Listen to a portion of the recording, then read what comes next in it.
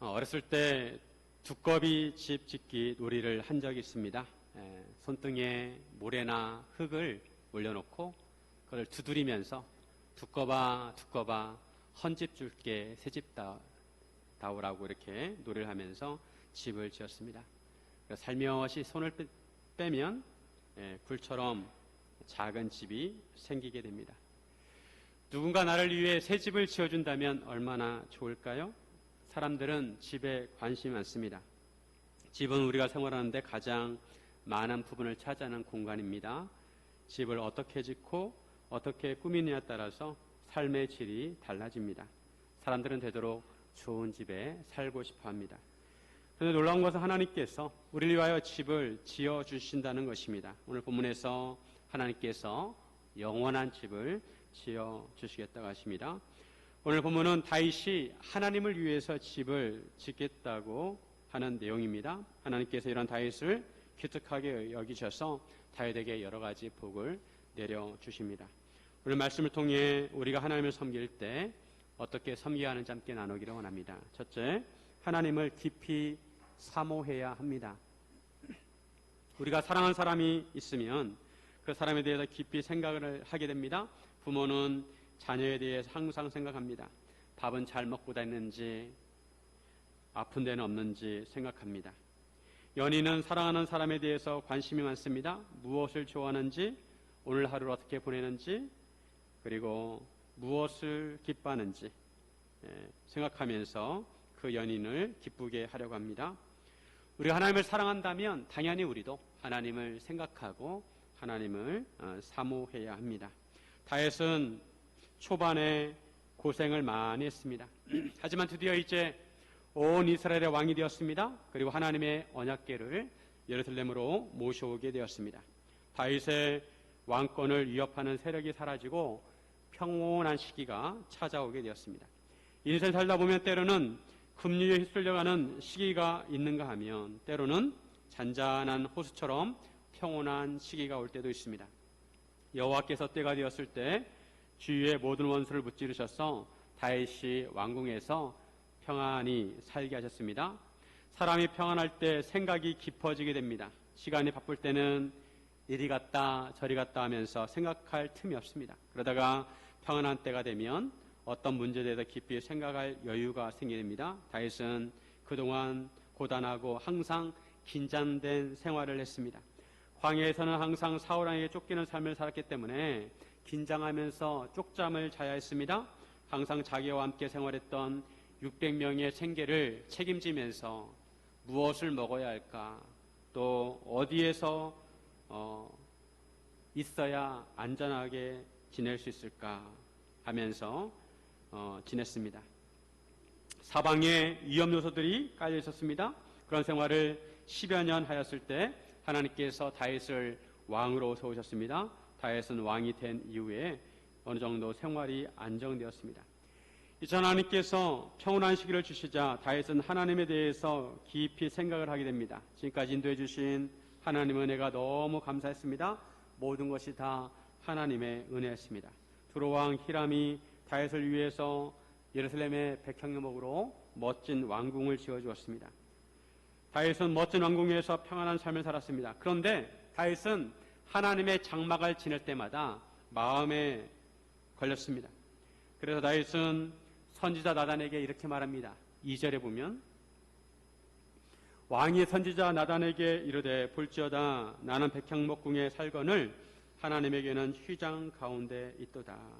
자기는 백향목으로 지은 좋은 집에 살고 있는데 하나님의 언약궤는 휘장 가운데 있다는 것입니다. 이것이 마음에 쓰인다는 것입니다. 다윗이 예루살렘에서 온 예루살렘에서 온 이스라엘의 왕으로서 통치하면서 생각하면 생각할수록 모든 것이 다 하나님의 은혜이고 하나님의 은혜에 너무도 감사했습니다. 그래서 다윗은 어떻게 하면 하나님을 더 잘 섬길 수 있을까 생각을 했습니다. 그런 가운데 몇십 년 동안 적어도 60년 이상 기럇 여리고에 있었던 하나님의 언약궤를 예루살렘으로 모셔오게 되었습니다. 시편 132편은 하나님의 언약궤를 모셔올 때 다윗의 심정을 노래한 시입니다. 시편 2편 2절에서 5절에 보면 그가 여호와께 맹세하며 야곱의 전능자에게 서원하기를 내가 내 장막집에 들어가지 아니하며 내 침상에 오르지 아니하고 내 눈으로 잠들게 하지 아니하며 내 눈꺼풀로 졸게 하지 아니하기를 여호와의 처소 곧 야곱의 전능자의 성막을 발견하기까지 하리라 하였나이다. 다윗은 하나님의 언약궤를 간절히 찾고자 하였습니다. 얼마나 그 마음이 간절했는지 표현하고 있습니다. 가장 소중한 것을 잃어버렸을 때 사람들은 쉽게 잠들지 못합니다. 지갑을 잃어버리거나 아니면 휴대폰을 잃어버리면 많은 사람들이 멘붕에 빠질 것입니다.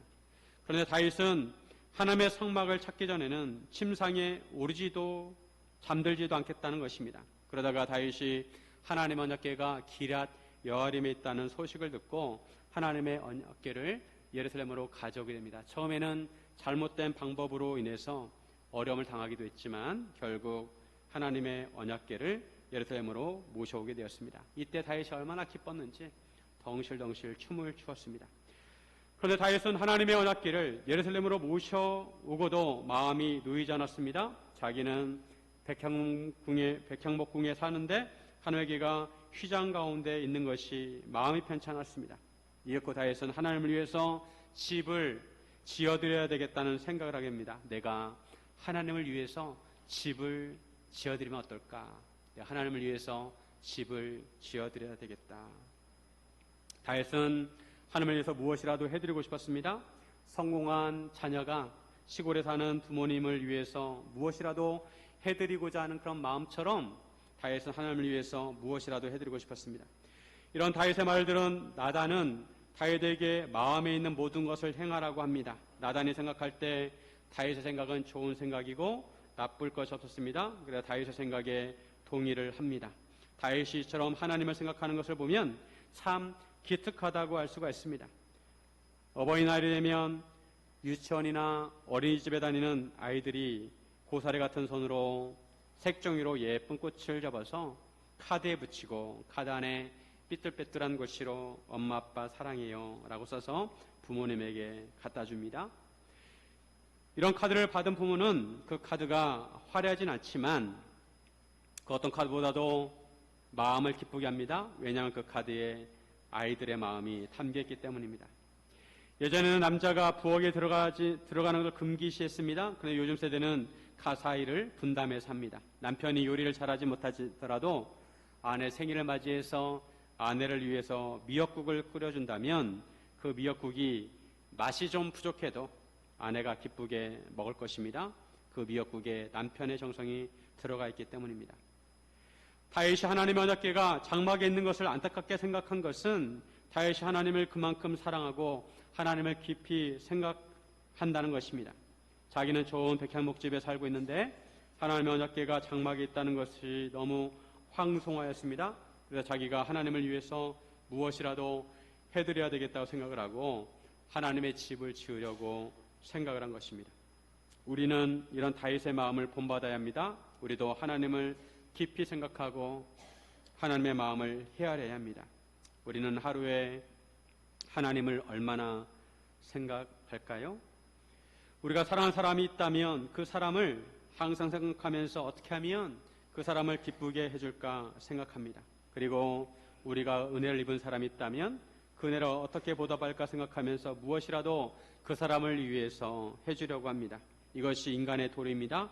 우리가 그동안 우리에게 부신 하나님의 사랑과 하나님의 은혜를 생각한다면 우리가 하나님을 위해서 무엇을 해드려야 하나님께서 기뻐하실까 생각해야 합니다. 어린아이들은 부모에게 필요한 것이 있으면 바로바로 요구합니다. 이거 사줘, 저거 사줘. 이것이 정상입니다. 그런데 다 컸는데도 성인이 되었는데도 여전히 부모에게 손을 벌리면 부모 마음이 씁쓸할 것입니다.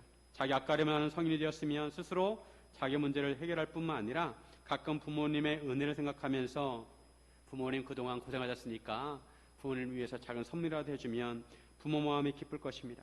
하나님을 믿는 사람은 물론 하나님으로부터 공부를 받아야 살아갈 수 있기 때문에 항상 하나님께 기도합니다. 하나님, 이거 해주세요, 저거 해주세요. 그렇더라도 가끔 하나님 은혜에 감사해서 하나님을 위해서 무언가 감사한 마음을 표현하는 것이 필요합니다. 믿음이 성숙한 사람이라면 그렇게 해야 합니다. 하나님께서는 그 마음을 보십니다. 백화점왕 워너메이커는 어린 시절 집안이 어려워서 학교에 제대로 다니지 못했습니다. 그 어린 나이에 벽돌 공장에 다니면서 일을 했습니다. 그런데 그 공장에서 하루 일당이 7센트예요. 그 7센트를 쪼개서 매일 한 장씩 벽돌을 샀습니다. 그리고 그 벽돌을 교회 마당에 깔았습니다. 비가 오면 교회 마당이 진흙탕으로 변하는 것이 너무나 안쓰러워서 그 어린 나이에 워너메이커는 벽돌을 사서 교회 마당에 깔았습니다. 이런 워너메이커에 감동받아서 어른들도 그 일에 동참을 하게 되었습니다. 나이를 불문하고 하나님을 생각하는 마음이 중요합니다. 하나님을 어떻게 생각하는가, 하나님에 대해서 어떤 마음을 가지고 있느냐가 중요합니다. 우리 교회도 매주 금요일마다 오셔서 교회 구석구석을 청소하는 성도님들이 계십니다. 그처럼 예배당을 쓸고 닦는 것은 교회를 사랑하는 마음이 있기 때문에 그렇습니다. 또한 매번 교회 와서 성도들의 음식을 준비하는 성도들도 계십니다. 성도들을 사랑하는 마음이 있기 때문입니다. 그리고 자기가 가진 은사를 가지고 교회를 섬기고 봉사하고 또 자기가 있는 자리에서 교회를 위해서 기도하는 성도들이 있습니다. 다 그들은 하나님을 생각하고 하나님을 사모하고 교회를 사랑하고 성도를 사랑하기 때문에 그런 마음에서 비롯된 것입니다. 우리는 항상 하나님을 생각해야 합니다. 하나님께서 무엇을 기뻐하실까, 하나님께서 무엇을 원하실까 기도하며 생각해야 합니다. 우리가 하나님을 사랑한다면, 하나님을 사모한다면 이런 마음을 갖는 것이 정상입니다. 사랑하는 성도 여러분, 하나님을 깊이 사모하시기를 주님의 이름으로 축원드립니다. 둘째, 하나님께 거절당하더라도 실망하지 말아야 합니다. 하나님께 거절당하더라도 실망하지 말아야 합니다. 우리가 어떤 일을 계획하고 실행할 때 때로 그것을 이루지 못할 때가 있습니다. 우리가 기도했던 것들이 우리가 원하는 대로 이루어지지 않을 때가 있습니다. 그럴 때 하나님, 제가 실망했어요 라고 말하고 싶어 합니다. 실제로 그렇게 말은 하지 않아도 하나님에 대해서 섭섭한 마음이 들 때가 있습니다. 그럴 때 우리는 좌절하거나 절망해서는 안 됩니다. 하나님의 뜻과 섭리를 존중해야 합니다. 다윗은 하나님을 위해서 집을 짓겠다는 아주 기특한 생각을 했습니다. 그리고 선지자 나단도 다윗의 생각에 동조했습니다. 그런데 그 밤에 여호와의 말씀이 나단에게 임하게 되었습니다. 5절에 보시면 가서 내 종 다윗에게 말하기를 여호와께서 이와 같이 말씀하시되 내가 나를 위하여 내가 살 집을 건축하겠느냐. 내가 나를 위하여 집을 건축하겠느냐. 하나님이 다윗에게 하시는 말씀입니다. 내가 나를 위해서 집을 건축하겠느냐. 그럴 수 없다는 것입니다. 하나님께서 다윗이 하나님을 위해서 집을 짓는다는 것을 허락하지 않으십니다. 분명 다윗의 생각은 좋은 생각입니다. 기특한 생각입니다. 그런데 하나님께서 다윗에게 허락하지 않으셨습니다.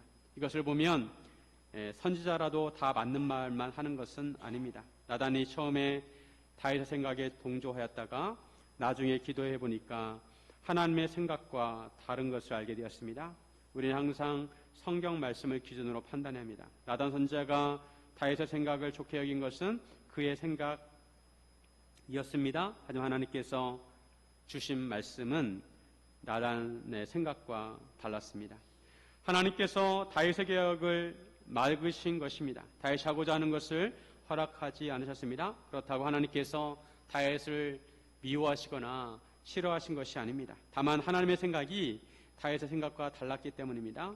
하나님께서는 다윗의 때가 아니라 그의 다윗의 아들을 통해서 하나님의 성전을 짓게 하십니다.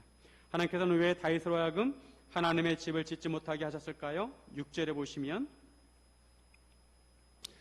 내가 이스라엘 자손을 애굽에서 인도하여 내던 날부터 오늘까지 집에 살지 아니하고 장막과 성막 안에 다녔나니. 하나님께서 지금까지 집에 사신 것이 아니라 장막과 성막에 사셨다는 것입니다. 이것은 무엇을 의미합니까? 하나님께서 한 곳에 계시지 아니하고 이동을 하셨다는 것입니다. 하나님께서는 시내산에서 모세에게 하나님의 언약궤를 만들라고 하셨습니다. 그리고 하나님의 언약궤를 성막에 두도록 하셨습니다. 이스라엘 백성이 광야에서 이동을 할 때마다 하나님의 언약궤도 같이 이동을 했습니다. 레위 자손들이 하나님의 언약궤와 성막의 도구들을 운반을 하고 이스라엘 백성이 머무는 곳에 하나님의 성막을 치고 그 안에 하나님의 언약궤를 모셨습니다. 그리고 하나님께서는 이스라엘 백성과 항상 함께 계시다는 것을 이스라엘 백성들에게 보여주셨습니다. 만약에 하나님의 집을 짓게 된다면 이스라엘 백성들이 생각하기를 하나님께서 집에만 계시는구나 라고 오해할 소지가 있다는 것입니다. 하나님께서 하나님의 집에만 머물러 계시는 것으로 오해할 수 있습니다. 하나님의 성막이나 장막은 언제든지 장소로 옮길 수 있습니다. 그런데 집을 지으면 그 집은 옮길 수가 없습니다. 한 곳에 머물러 있어야 합니다. 하나님께서는 모든 곳에 계십니다. 단지 이스라엘 백성을 위해서 하나님의 성막과 언약궤를 만들라고 하셨습니다. 하나님의 이름을 두는 곳으로 삼으셨습니다. 하나님께서는 하나님의 집을 만들어서 하나님께서 한 곳에서만 머물러 계신 분으로 오해받는 것을 원치 않으셨습니다. 즉 하나님께서는 하나님의 성막과 언약궤를 왜 만드셨는지 그 의도를 알아야 한다는 것입니다. 하나님께서는 이스라엘 백성과 시내산에서 언약을 맺으셨습니다. 하나님께서 시내산에 강림하실 때 온 산에 구름이 가득하고 천둥 번개가 칩니다. 그리고 하나님께서 이스라엘 백성과 언약을 맺기 위해서 이스라엘 백성을 시내산 앞으로 가까이 나오도록 하셨습니다. 하나님께서 이스라엘 백성들에게 직접 하나님의 목소리로 말씀하십니다. 그런데 하나님께서 너무 거룩하시기 때문에 이스라엘 백성이 이런 하나님의 목소리를 듣고 너무 두려워합니다. 그래서 모세에게 부탁을 합니다. 우리가 하나님의 목소리를 듣는 것이 너무 감당하지 못할 것 같으니까 모세 당신이 직접 하나님의 말씀을 듣고 당신이 들은 하나님의 말씀을 우리에게 전해주세요. 그래가지고 모세가 다리 역할이 되어서 하나님의 말씀을 이스라엘 백성에게 전해주게 되었습니다. 그런데 이스라엘 백성은 항상 시내산에 머물러 있을 수는 없었습니다. 그래서 하나님께서 하나님의 성막과 언약궤를 만들라고 하셨습니다. 하나님의 성막은 하나님의 임재를 나타냅니다. 하나님의 성막을 완성하였을 때 시내산에 있던 구름이 성막 위에 임하게 되었습니다. 구름은 하나님의 임재를 나타냅니다. 그래서 성막 위에 구름이 떠오르면 출발을 하고 구름 기둥이 내려앉으면 멈추게 되었습니다. 하나님의 성막과 언약궤는 하나님께서 이스라엘 백성과 함께 하신다는 것을 보여주는 것입니다. 그래서 이스라엘 백성은 광야에 진을 칠 때 한가운데 하나님의 성막을 쳤습니다. 그리고 이동할 때도 하나님의 언약궤가 맨 앞에서 인도를 하였습니다. 이처럼 이동을 해야 했기에 하나님의 언약궤는 성막에 모시도록 한 것입니다. 그런데 다윗이 하나님의 언약궤를 위해서 집을 짓겠다고 한 것입니다. 이스라엘 백성이 가나안 땅에 정착한 후에 하나님의 언약궤는 이동할 필요가 없었습니다. 그리고 하나님께서는 누누이 하나님의 이름을 두시려고 택하신 곳으로 나오라고 말씀하십니다. 신명기 12장 5절. 오직 너희 하나님 여호와께서 자기 이름을 두시려고 너희 모든 지파 중에서 택하신 곳인 그 계실 곳으로 찾아 나아가서. 하나님께서 이스라엘 백성들에게 말씀하시기를 너희가 앞으로 가나안 땅에 들어가면 하나님께서 이름을 두실 곳을 선택하실 텐데 그곳에 나오라고 말씀하신 것입니다. 하나님께서 가나안 땅에 하나님의 이름을 두시는 곳을 택하신다는 것입니다. 하나님의 성막과 언약궤는 실로를 비롯해서 가나안 땅 여러 곳을 전전하다가 이제 예루살렘에 이르게 되었습니다. 하나님의 성막과 언약궤는 하나님께서 하나님의 이름을 두시는 곳입니다. 그렇다고 하나님께서 그곳에만 머무시는 것이 아닙니다. 다윗은 하나님의 집을 짓겠다고 한 것은 기특한 생각이지만 그렇게 집을 짓는 것은 하나님께서 한 곳에서만 머무시는 곳으로 사람들이 오해할 소지가 있었습니다. 실제로 이방 민족들은 하나님은 신의 산의 신이라고 생각을 했습니다. 그래서 산의 신이라고 생각을 한 것입니다. 왜냐하면 하나님이 신의 산에 임재하셨기 때문에 그렇습니다. 하지만 하나님은 산의 신만 아니라 바다의 신이고 땅의 신이고 온 우주의 신인 것입니다. 그래서 하나님께서는 다윗의 생각을 거절하신 것입니다. 또 하나님께서는 지금까지 어느 누구에게도 하나님을 위해서 집을 건축하지 않느냐고 나무라지 않으셨습니다. 7절에 보면 이스라엘 자손과 더불어 다니는 모든 곳에서 내가 내 백성 이스라엘을 먹이라고 명령한 이스라엘 어느 지파들 가운데 하나에게 내가 말하기를 너희가 어찌하여 나를 위하여 백향목 집을 건축하지 아니하였느냐고 말했느냐. 하나님께서 어느 누구에게도 하나님을 위한 집을 지으라고 하신 적이 없습니다. 그것도 그럴 것이 세상의 어떤 집도 하나님을 수용할 수가 없습니다. 하나님께서는 이 우주를 창조하신 분이시고 이 우주보다도 크신 분입니다. 그러기에 하나님께서는 다윗이 하나님의 집을 짓는다는 생각을 거절하신 것입니다. 인간이 집을 짓는다고 얼마나 큰 집을 짓겠어요? 요즘도 큰 건물들이 많이 있지만 하나님이 보시기에는 그저 먼지 같은 그런 집들입니다. 그렇다고 하나님께서 다윗을 거부하신 것은 아닙니다. 다윗의 생각을 기특하게 보셨습니다. 다만 여러 상황을 볼 때 그때는 하나님의 집을 짓더라도 적합한 때가 아니었습니다. 그래서 하나님께서 다윗이 아니라 그의 아들로 하여금 하나님의 집을 짓게 하시겠다고 하신 것입니다. 12절과 13절 말씀 같이 한번 읽습니다. 내 수완이 차서 내 조상들과 함께 누울 때 내가 내 몸에 선할 내 씨를 내 뒤에 세워 그의 나라를 견고하게 하리라. 그는 내 이름을 위하여 집을 건축할 것이요 나는 그의 나라 왕위를 영원히 견고하게 하리라. 하나님께서는 다윗의 아들 솔로몬의 때에 하나님의 성전을 짓게 하십니다. 하나님께서 다윗의 생각을 거부하셨지만 다윗을 위해 더 큰 일을 계획하십니다. 우리가 아무리 하나님을 위한 일을 한다 하더라도 하나님의 때와 하나님의 뜻에 부합해야 합니다. 때로 우리가 하나님을 위한 계획이 틀어지고 이루어지지 않을 때도 있지만 그렇다고 실망해서는 안 됩니다. 하나님께 열심히 기도한 것들이 이루어지지 않더라도 좌절해서는 안 됩니다. 하나님께서는 우리의 마음을 다 알고 계십니다. 다만 하나님께서는 하나님의 때와 하나님의 섭리에 맞게 일을 하십니다. 하나님께서는 신실하셔서 결국 우리에 대한 언약을 이루어 주실 것입니다. 사랑하는 성도 여러분, 내 뜻대로 안 되어도 하나님께 소망을 두시기를 주님의 이름으로 축원드립니다. 셋째로 하나님께서 집을 지으셔야 무너지지 않습니다. 사람들이 짓는 집은 결국 무너집니다. 콘크리트로 지은 건물이라 하더라도 몇백 년이 아니 몇십 년만 지나도 허물고 다시 지어야 합니다. 하지만 하나님께서 지으시는 집은 무너지지 않습니다. 우리 하나님께서 지어주시는 집에 살아야 합니다. 다윗이 하나님을 위해서 집을 짓겠다는 기특한 생각을 했을 때 하나님께서는 허락을 하지 않으셨지만 오히려 하나님께서 다윗을 위해서 집을 짓겠다고 하십니다. 그리고 하나님께서 다윗에게 영원한 언약을 주십니다. 오늘 본문은 구약에서 가장 중요한 본문 중에 하나입니다. 하나님께서는 다윗을 기뻐하셔서 다윗에게 영원한 언약을 주시고 여러 가지 복을 주시겠다고 하셨습니다. 다윗은 단지 하나님을 위해서 집을 짓겠다는 생각 하나만 했는데 그 생각을 통해서 하나님은 다윗에게 여러 가지 복을 주십니다. 먼저 하나님께서 다윗의 이름을 위대하게 만들어 주신다고 하십니다. 하나님께서는 지금까지 다윗을 인도하신 것을 회상하십니다.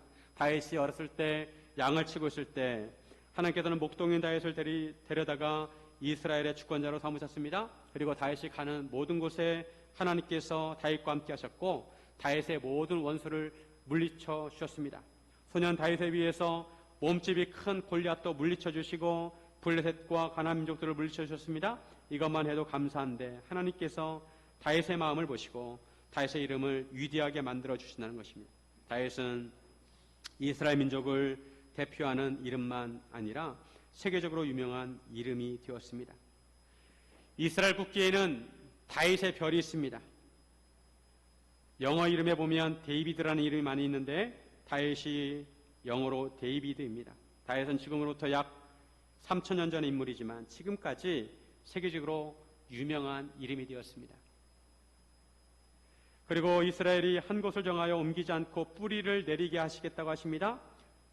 나무가 크게 자라려면 좋은 땅에 심겨져야 하고 그곳에 뿌리를 내려야 나무가 크게 자랄 수 있습니다. 그처럼 이스라엘이 이제 심겨지고 큰 나무처럼 자라게 하시겠다고 하십니다. 10절에 보시면 내가 또 내 백성 이스라엘을 위하여 한 곳을 정하여 그를 심고 그를 거주하게 하고 다시 옮기지 못하게 하며 악한 종류로 전과 같이 그들을 해하지 못하게 하여. 지금까지 이스라엘은 물에 떠다니는 부표처럼 안정적이지 못한 나라였습니다. 그런데 이제 한 곳을 정하여 심고 다시 옮기지 못하게 하신다고 하십니다. 그렇게 되도록 하나님께서 악한 것들을 막아주신다는 것입니다. 여호수아가 가나안 땅을 정복하면서 각 지파별로 땅을 분배했습니다. 각 지파별로 가나안 민족들을 몰아내야 했습니다. 그런데 가나안 민족들을 몰아내는 것이 그렇게 쉬운 일이 아니었습니다. 그 이후로 모세나 여호수아 같은 지도자가 없었습니다. 각 지파별로 분배받은 땅에서 살았습니다. 그런데 이스라엘 백성이 여호와 하나님을 잊어버리고 하나님 말씀대로 살지 않고 이방신을 섬기게 됩니다. 그때마다 하나님께서 이방 민족들을 들어서 이스라엘 백성들을 징계하셨습니다. 이렇게 하나님께서 징계하실 때마다 괴로우니까 이스라엘 백성들은 다시 하나님을 찾고 하나님께 부르짖습니다. 이런 부르짖음을 들으시고 하나님은 사사를 세우셔서 그들을 구원해 주십니다. 사사가 살아있는 동안에는 나라가 평온했습니다. 하지만 사사가 죽고 나면 또 이스라엘 백성들이 하나님께 죄를 지었습니다. 이러한 순환이 계속 사사기 동안 반복이 되었습니다. 이런 이스라엘은 매우 불안정했습니다. 급기야는 베냐민 지파를 11지파가 공격함으로 인해서 몰살 직전까지 가기도 했습니다. 그러다가 선지자 사무엘을 통해서 왕정 시대가 되었습니다. 첫 번째 왕 사울은 하나님께 불순종해서 하나님으로부터 벌을 받았습니다. 대신 하나님께서 다윗을 이스라엘 왕으로 세우셨습니다.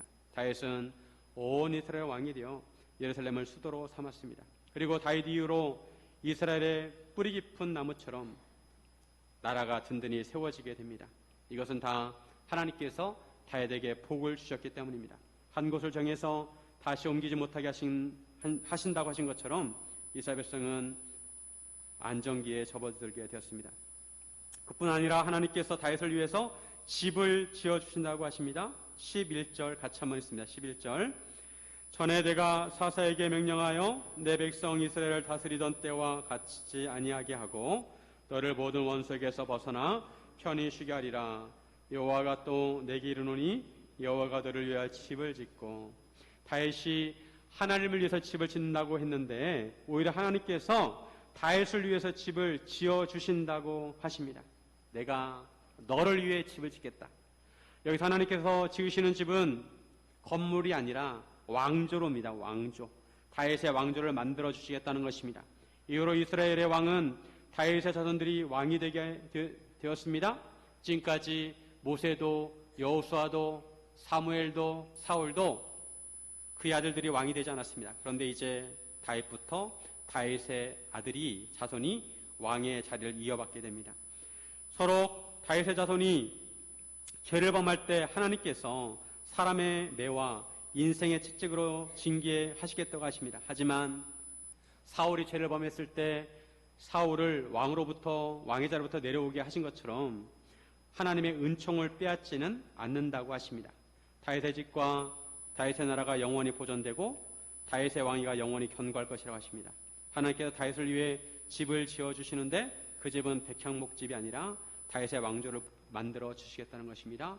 그리고 다윗의 나라는 영원할 것이라고 하십니다.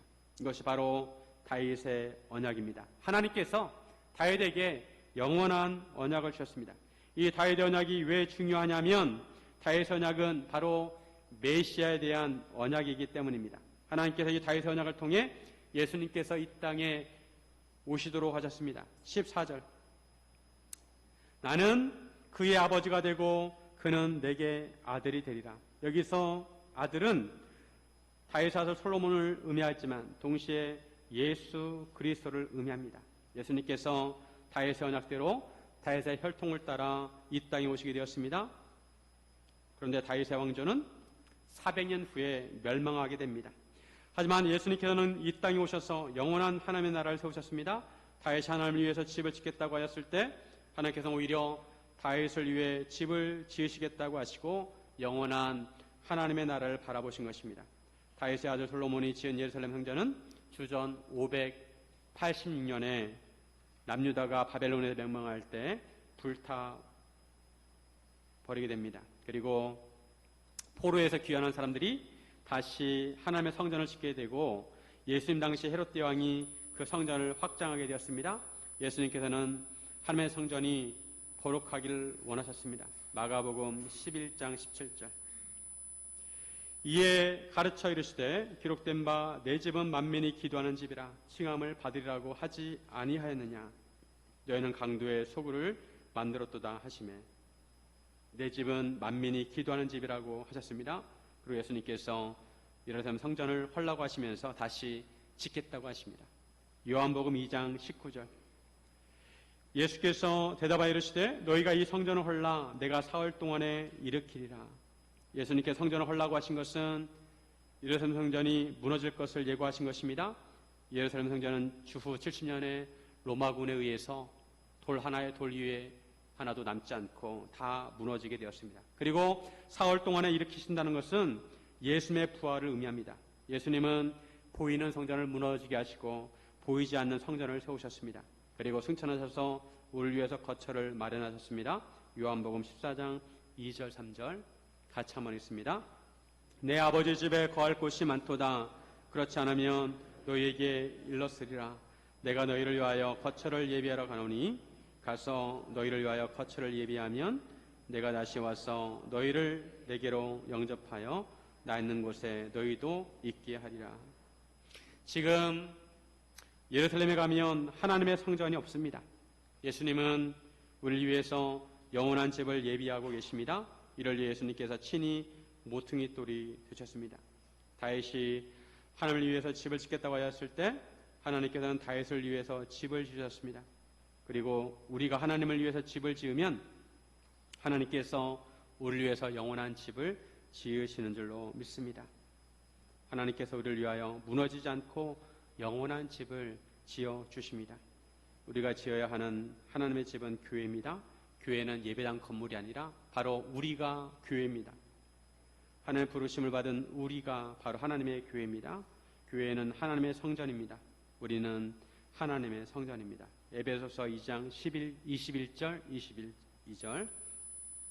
그 안에서 건물마다 서로 연결하여 주 안에서 성전이 되어가고 너희도 성령 안에서 하나님이 거하실 처소가 되기 위하여 그래서 예수 안에서 함께 지어져 가느니라. 같이 다시 한번 읽겠습니다. 시작. 그 안에서 건물마다 서로 연결하여 주 안에서 성전이 되어가고 너희도 성령 안에서 하나님이 거하실 처소가 되기 위하여 그리스도 예수 안에서 함께 지어져 가느니라. 우리는 예수님께 연결되어서 하나님의 성전을 세워가야 합니다. 그러면 하나님께서 우리를 위해서 영원히 거할 집을 지어 주실 것입니다. 이것이 위대한 하나님의 언약입니다. 사랑하는 성도 여러분, 보이지 않는 하나님의 성전을 세우시기를 주님의 이름으로 축원드립니다.